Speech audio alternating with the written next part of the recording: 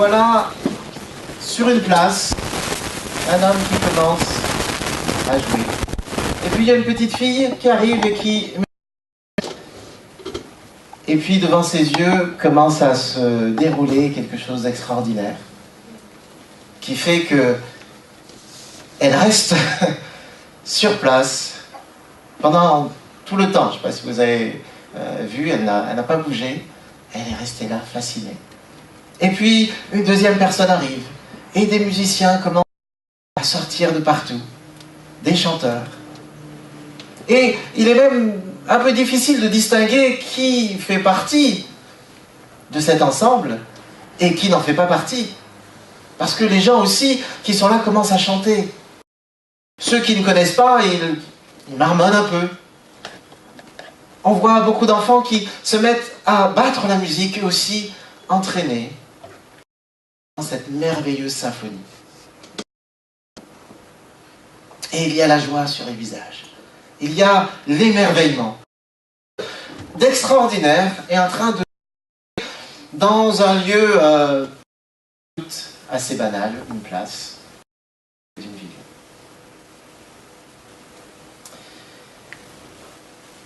Chacun a sa place dans la merveilleuse symphonie de Dieu. Chacun a sa place dans la merveilleuse symphonie de Dieu. Je ne sais pas si vous est déjà arrivé d'être pris par le désir, on pourrait dire en quelque sorte le désir d'excellence. L'envie de faire quelque chose de votre vie. Alors heureusement que de faire ce message ce matin, parce que ma femme n'est pas là. Parce que elle, si je dis ça, elle me dit non, bah non, moi non. Donc j'en profite, elle n'est pas là. Mais peut-être que vous avez déjà eu ce désir. Ou en tout cas, je pense que nous voudrions tous réussir notre vie. Nous poser la question, mais qu'est-ce qui est le mieux pour moi? Qu'est-ce qui serait vraiment excellent? Ou peut-être vous est-il déjà arrivé au contraire de vous demander si tout cela valait vraiment la peine. Si en fait, quels que soient vos désirs, vous vous sentiez pris dans quelque chose qui faisait que votre vie était comme en train d'échapper à votre volonté, où tout vous semblait jouer d'avance. Il arrive parfois qu'au cours de notre vie, on s'arrête. On dit c'est la crise de la quarantaine. Parfois ça vient avant, parfois après, parfois ça vient plusieurs fois. Et on se dit, mais qu'est-ce que j'ai fait de ma vie? J'ai fait les bons choix.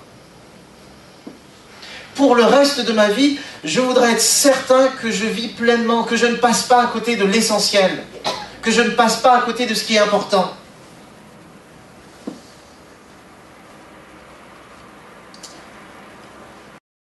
J'arrive de me poser cette question-là.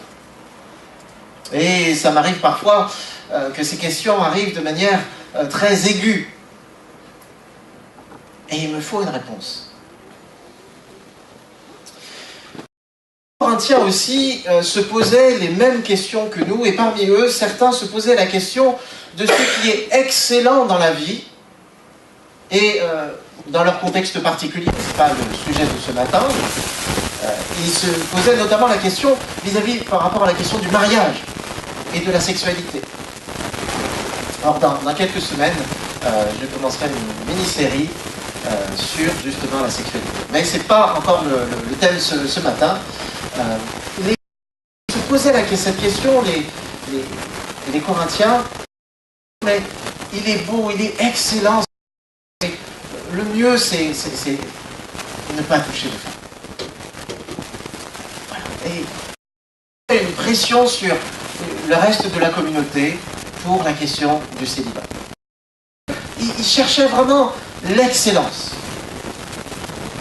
Et dans le chapitre 7 de la première épître aux Corinthiens, l'apôtre Paul répond à ce désir d'excellence qui, malheureusement, chez les Corinthiens était dépassé.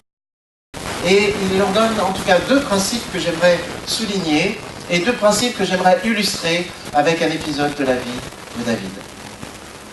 Il y a cette question de la vocation ou de notre mission ou du sens de notre vie ou de la recherche de ce qui est vraiment central et important dans notre vie. au Moyen-Âge, il y avait cette question de la vocation, et la vocation, et d'ailleurs Luther s'était élevé contre cette distinction qu'on faisait au Moyen-Âge entre la vocation qui était réservée à quelques-uns, pour être prêtre, pour être moine, et puis ceux qui n'étaient que des conseils pour...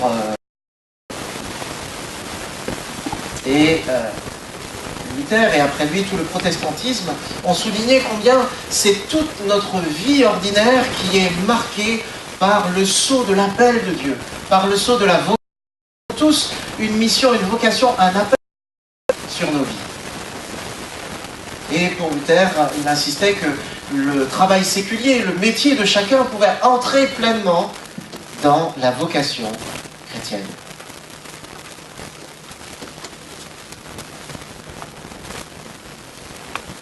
Vivre notre vocation particulière, c'est prendre joyeusement notre place dans la grande symphonie de Dieu. J'aimerais définir notre mission, notre vocation de cette manière-là. Vivre notre vocation, c'est prendre joyeusement notre place dans la symphonie de Dieu. Le premier texte que nous allons lire dans la première épître de Corinthiens, 1 Corinthiens chapitre 7, je dirais simplement 7.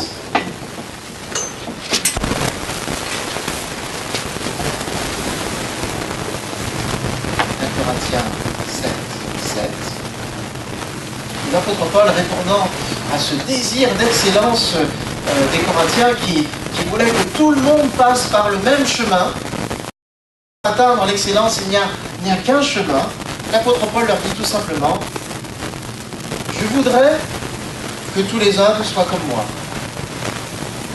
Mais chacun tient de Dieu un don particulier, l'un d'une manière, l'autre d'une autre.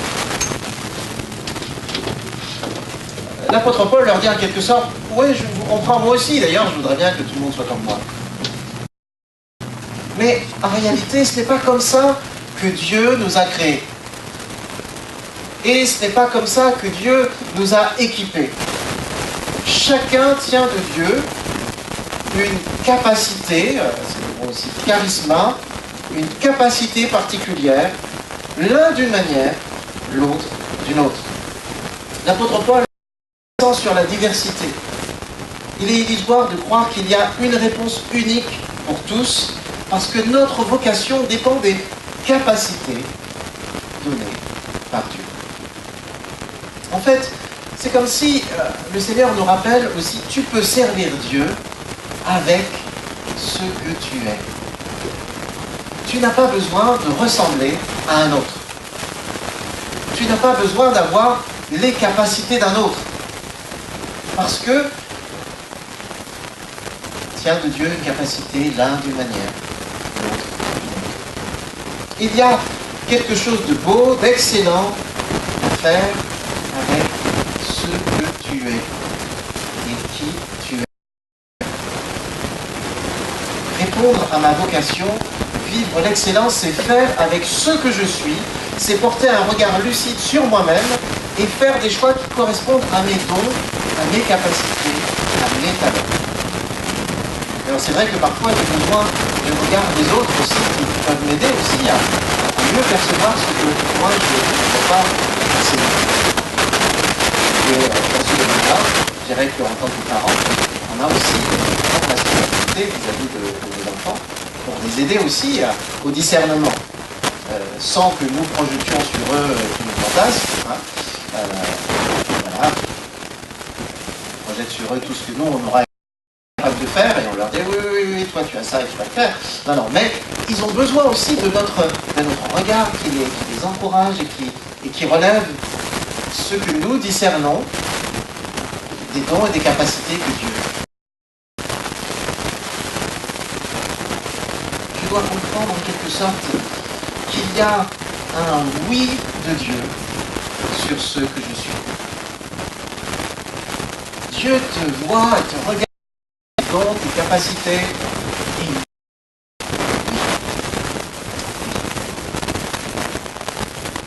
Je réponds à ma vocation quand je fais avec ce que je suis. En prenant conscience, ce que je suis, c'est ok pour moi. Et cela nous rappelle l'acceptation inconditionnelle de Dieu pour chacun d'entre nous. Chacun d'entre nous est unique et précieux.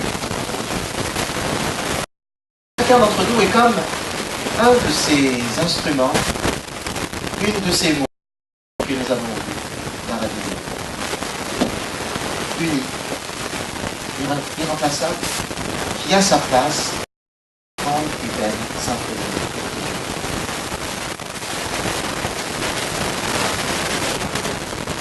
La vie de David illustre pour moi aussi ce principe. Et je voudrais juste lire quelques versets dans le livre de Samuel.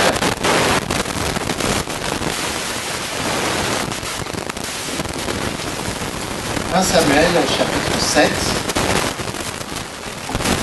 versets 38 à 40.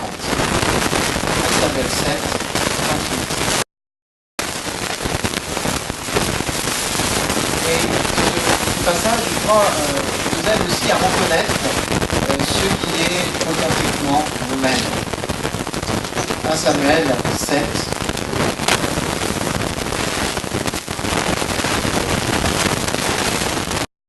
Effectivement, c'est 1 Samuel 7. Excusez-moi, c'est 1 Samuel 17.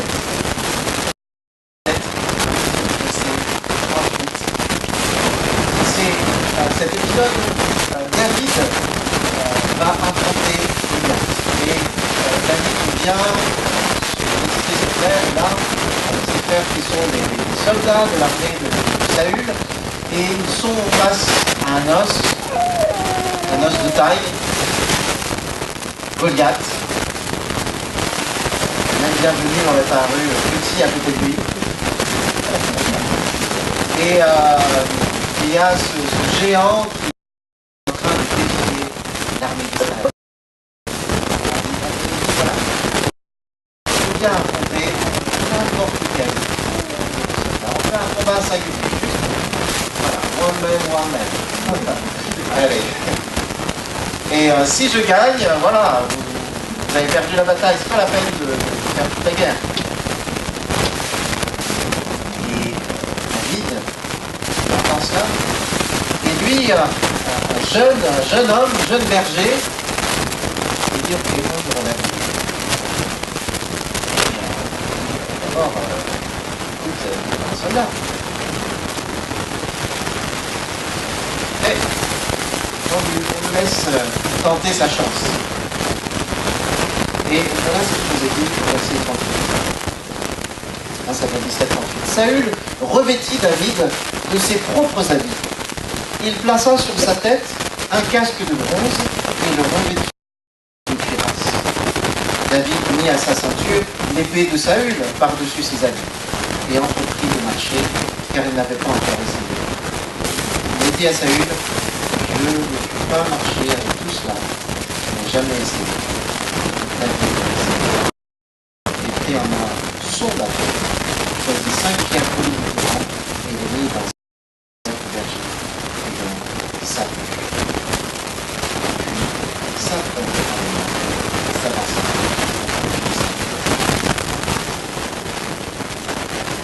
Vous voyez, parfois, on essaye de porter des habits qui sont pas faits pour nous. David va affronter Goliath et on lui dit, bon, alors, pour affronter un soldat, il faut avoir ça. Et Saül, il lui donne ses habits à lui. Son armure, son casque, son épée, son bouclier. Et David, il est avec ça et il commence à marcher et il se dit,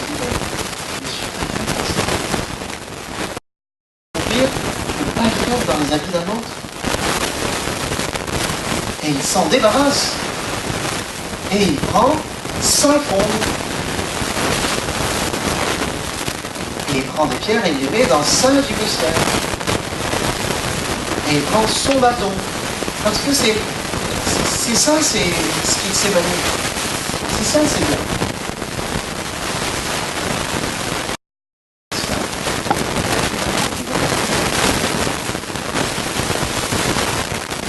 N'essayez jamais d'accomplir, de vivre votre vie.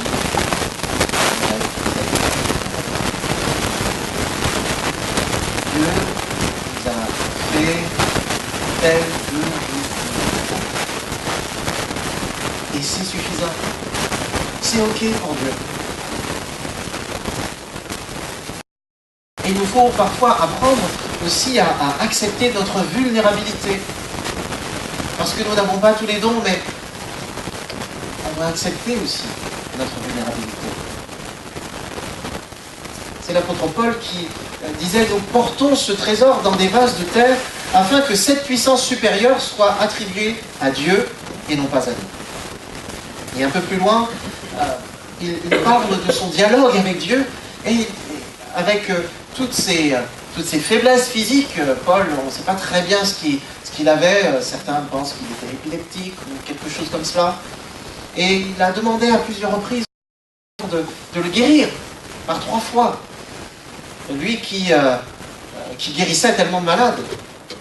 Lorsqu'il était, je ne sais plus si c'est à Corinthe ou à Éphèse, on dit que même ceux qui touchaient un mouchoir qu'il avait touché étaient guéris. Et lui, il a ce handicap et il se dit, mais je pourrais faire tellement plus, tellement mieux si j'avais pas mes crises d'épilepsie où je ne peux plus rien voir. Et il dit, Dieu m'a répondu, ma grâce te suffit. Ma puissance précisément quand tu es faible. Et il dit, je préfère donc bien plus me vanter de mes faiblesses, afin que la puissance du Christ étende sa protection sur moi.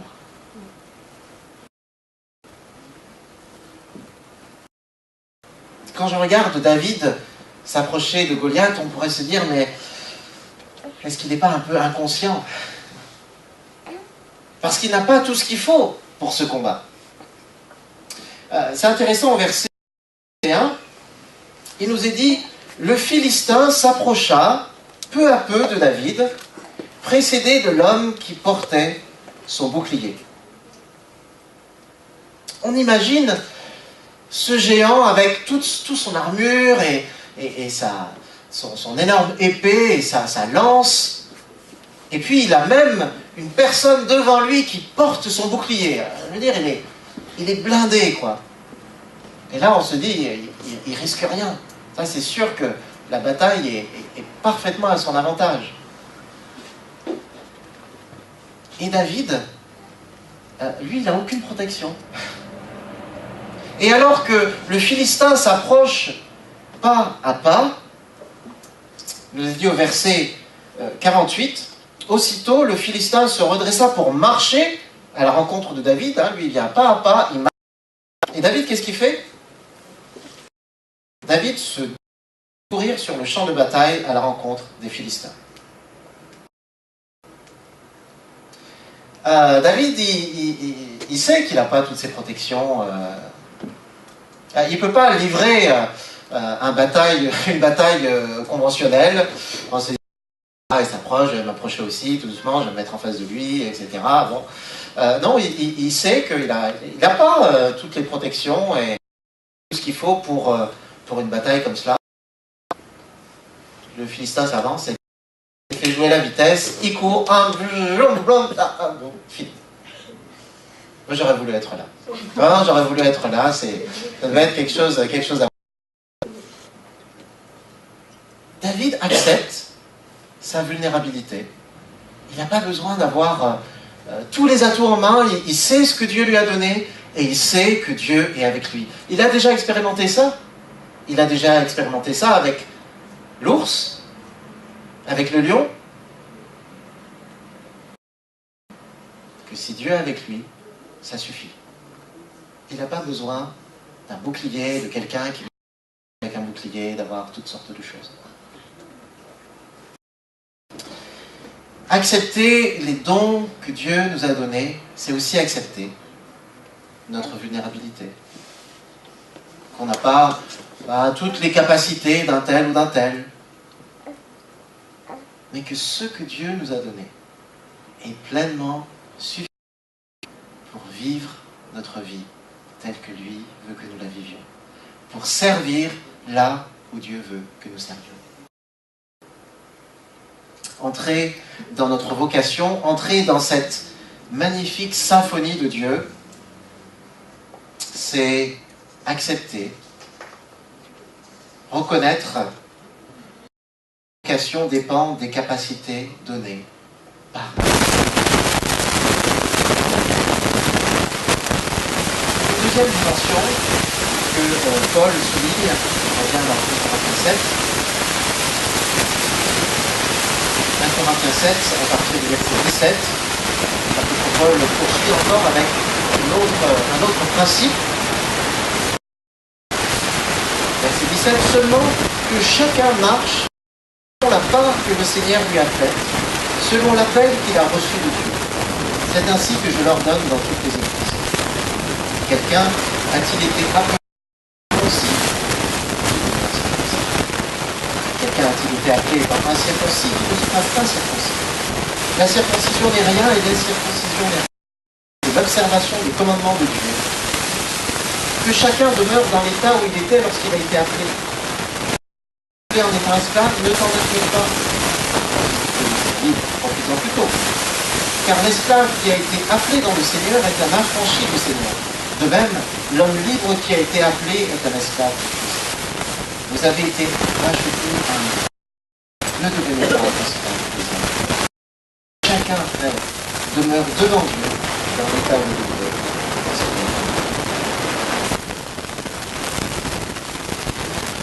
Paul, ici, va encore plus loin. Non seulement il souligne que notre vocation dépend des capacités données par Dieu, mais il souligne aussi que notre vocation, c'est aussi de faire avec ce que je suis, ce qui est mon histoire, l'histoire de ma vie. En recevant le message de l'Évangile, les Corinthiens étaient tentés de remettre toute leur vie en question. Et la pensée sous-jacente de cette attitude, c'est de croire qu'il y a une excellence à atteindre qui demande d'être dans une situation spécifique. Il faudrait donc, pour entrer dans ce chemin, remettre en question toute notre vie, toute notre histoire.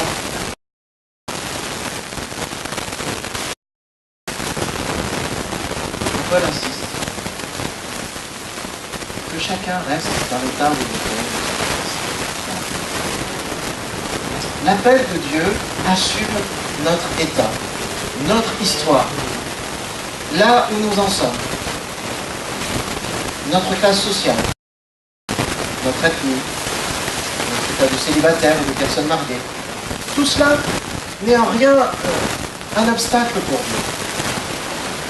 Ce sont les situations que le Seigneur nous a appelées. Et nous n'avons pas besoin de chercher à en sortir. Ton histoire est confiée. Parfois, nous pensons que nous sommes trop jeunes, assez jeunes, notre conjoint n'est pas chrétien. Peut-être que notre conjoint est tellement chrétien, je ne sais pas. On pense toujours que voir ce que nous sommes, notre parcours, c'est un obstacle. Et voilà, on ne peut plus entrer dans la vocation de Dieu. On ne peut plus entrer plein symphonie merveilleuse. L'apôtre Paul rappelle aux Corinthiens que leur histoire, leur état, de Dieu est un obstacle. Mon histoire, comme on dit, elle ne peut pas être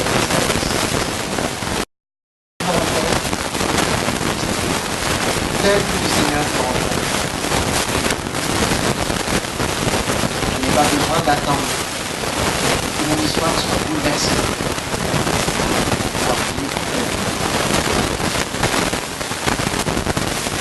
Peut-être même, il s'agit parfois de relire mon histoire pour y trouver dans les victoires, les échecs, les joie,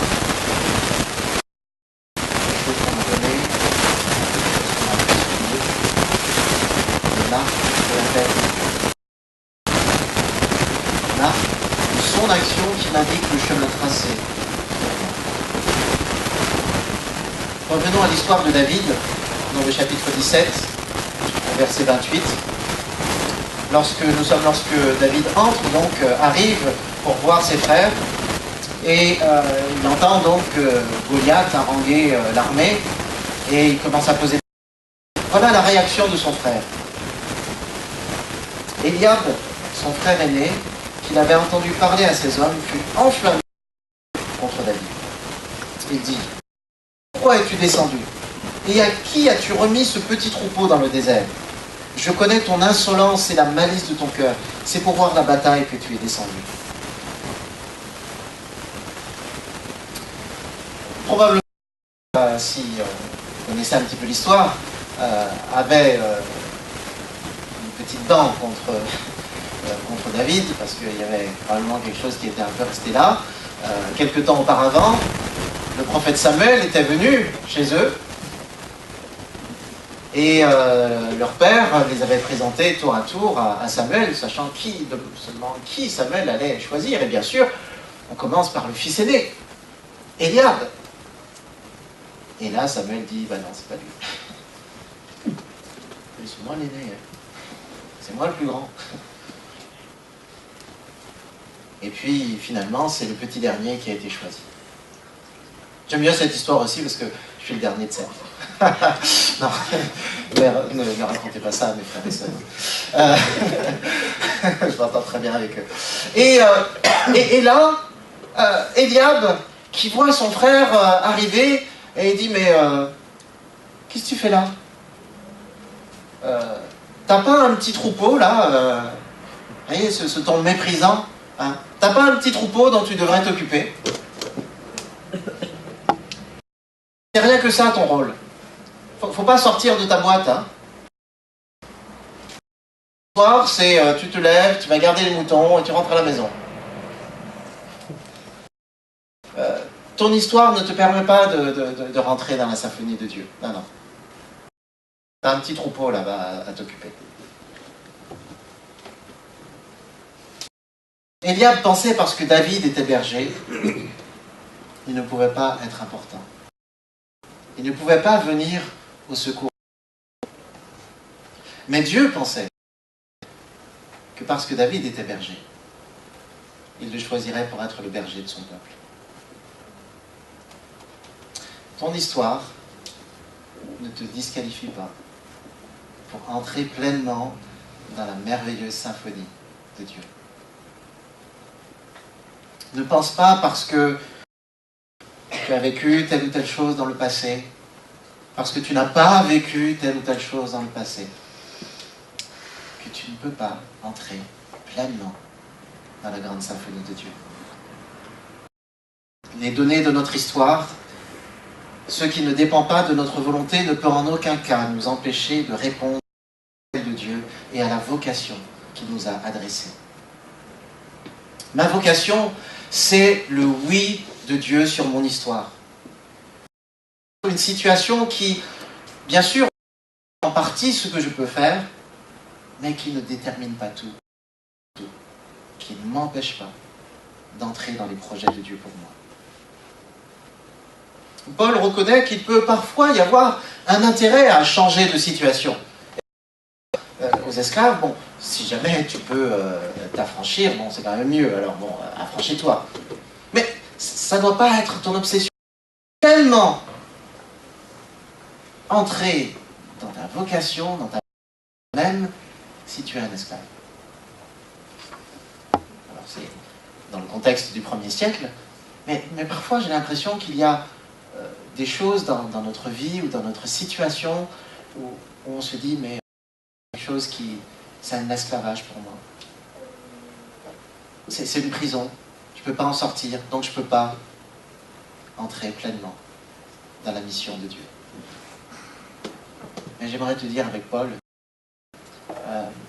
il l'esclave et un affront. Ton histoire n'est pas une entrave à faire partie de ce merveilleux orchestre, à rentrer pleinement dans la symphonie de Dieu. Est-ce que ça t'a fait envie, cette vidéo? J'aurais voulu plonger dans cette image et pouvoir, peut-être simplement pour battre la mesure. Mais c'est à cela que le Seigneur nous appelle, chacun. Dieu a aussi une symphonie qu'il est en train de jouer avec nous, dans nos vies, avec tous les aspects de notre vie, notre travail, notre vie de famille, si on est parents, enfants, grands-parents. Est-ce que nous voyons nos capacités comme des limites pour Dieu? Est-ce que nous voyons notre histoire comme une impossibilité pour Dieu? Ou est-ce que nous disons, mais en fait, les capacités, les dons que Dieu m'a donnés sont exactement ceux dont j'ai besoin pour faire partie de la merveilleuse symphonie de Dieu. Mon histoire, dans laquelle j'ai pénétré sur cette place, c'est pile le bon moment pour prendre ma place et faire partie de cette merveilleuse symphonie. Qu'on puisse prendre un petit instant de silence, que nous puissions en quelque sorte entrer en nous-mêmes et nous poser la question, mais est-ce que je porte les habits de quelqu'un d'autre? Ou est-ce que je rêve de porter quelqu'un d'autre? Ou alors le bâton que Dieu m'a donné, j'accepte d'être vulnérable, de ne pas tout avoir. Ce que je veux, c'est faire avec ce que Dieu m'a donné. Peut-être que j'ai simplement un petit troupeau. Mais l'important, c'est quel genre de berger je vais être pour ce que Dieu a prévu pour ma vie. Prenons un temps de silence.